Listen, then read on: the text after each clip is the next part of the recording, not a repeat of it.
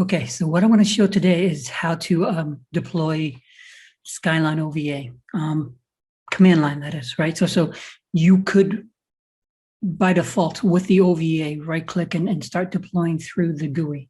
Not a big deal. Everyone has done it. Everyone's done it for Skyline, VRA, VRO, vCenter, you name it. I mean, it's been there, done that. What if you want to make it faster? All right, so I'll show you how to do it here, okay? So as you can see, what you're looking at is a vSphere environment. This particular one is running 6.7, but this could be done in 7.0, 6.5, you name it, okay? So what we have here is 222.10 as my vCenter. I've got 222.16 as my ESX server, right? Likewise, I made it simple. The virtual network is VM network, as you can see. Likewise, the storage itself, if you take a look, is just, I believe it's data store 1. Okay, so here's my code. After this meeting, reach out to Kelsey, myself, Michelle, and we will provide you this code. Once again, I made this simple. Okay, so there are 3 sections. The first section, of course, is the vSphere section, right? So that's the vCenter, ESX, network, and storage. The same exact stuff that I just showed you.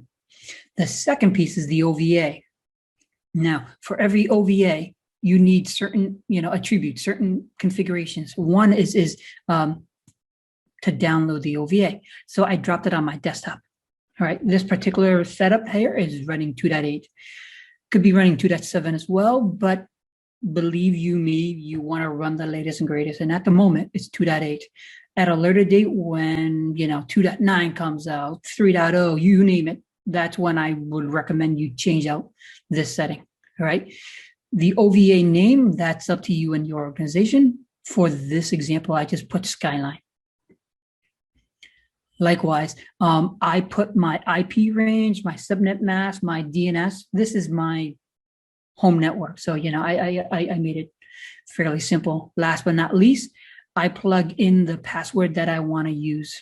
Very generic, use anything you want. The only suggestion is that if you save this off and you want to redo this, I would recommend that, you put it in, you deploy it, and then you rip out the password. That way, if you're saving this off of a Windows share or anything, no one gets access to your password, right? Just plain security stuff. So as soon as all that is plugged in, what happens is we're going to start collapsing everything together. Collapsing everything together, meaning, for example, it connects to the vCenter that you want to use.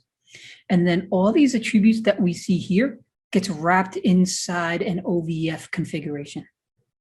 Okay, so as soon as it does that, and as you can see, here are all the variables that this particular OVA needs in order to deploy right. All right, and then the last piece, well, second to last piece, is the actual deploy itself. And here's the command line, right? So you've got the import. This is the source, is the path of the actual OVA itself. The name is the name of the VM. The OVF configuration is all this chunk right over here. And then, of course, it plugs into because we've already plugged into the vCenter, it now asks us for the ESX. It asks for the data store. And then, of course, last but not least for me, because I have a limited amount of storage space, I just provision thin. Okay, as soon as it does that, it'll start the VM, and then we can take a quick look on, what the configuration is for the VM, and then we're good to go, right? So what I want to do is I'm going to close this out. I'm going to go over here. Now I'm going to run that command because we've already entered in all of the variables, right? As you can see, it already connected to the vCenter. It created that VM. It's going to start deploying that VM, right, using the OVA that we gave it, as well as all the variables. Okay, so while it's doing this, let me show you something real fast. Because it doesn't have everything yet, we can still see certain variables, right? For example, we know that it dropped into the vCenter. We know that it dropped on the ESX. There's only one ESX, so, as you can see, that's the network that I mentioned earlier on. If we take a look, we will find the data store as well, right? The only thing that we're not seeing at the moment as this is being deployed out is when it comes on, it's gonna give it the right IP address, subnet mask, you name it, right?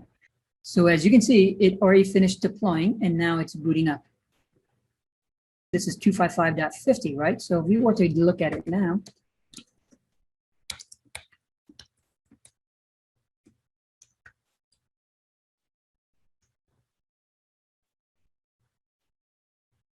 there you have it, Skyline Collector.